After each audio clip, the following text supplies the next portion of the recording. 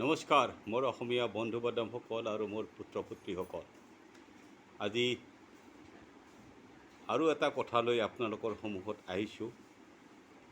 এচাম মানুহে আমাৰ এই যে এভিকশ্যন কৰি আছে সেইটোক লৈ বহুত প্ৰশ্ন কৰি আছে। প্ৰথমটো হ'ল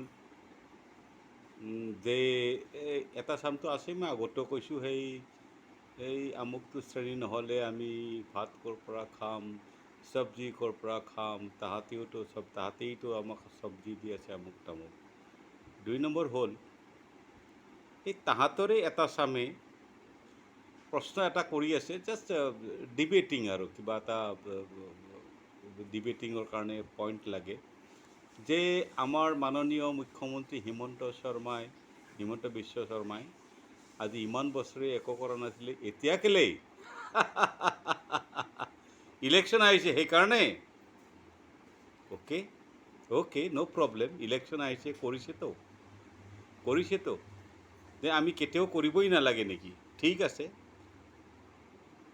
এই কি একশ্যনটো আমাৰ চৰকাৰৰ একশ্যনটো কি ভুল হৈছে নেকি? কি তেওঁলোকৰ মটিভ যিয়ে নহওক, কিন্তু একশ্যনটো যে ভাল হৈছে না। ভাৰতবৰ্ষৰ আৰু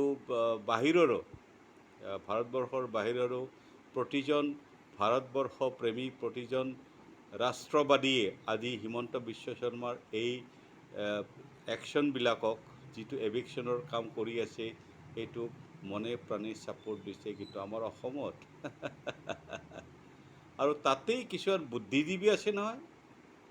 আজি দুদিন আগতে কাক মাতিছিলে, কিবা এটা নাম ছাইদা হামিদ।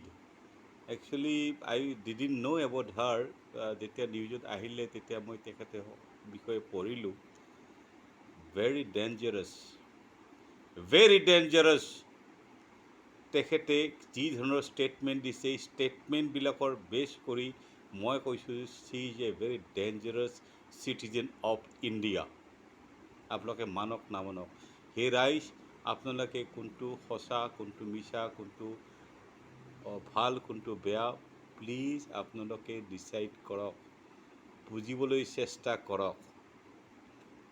মই ইমানতে মোৰ আজি ভিডিঅ'টো সমাপ্ত কৰিলোঁ। জয় অসম, জয় হিন্দ।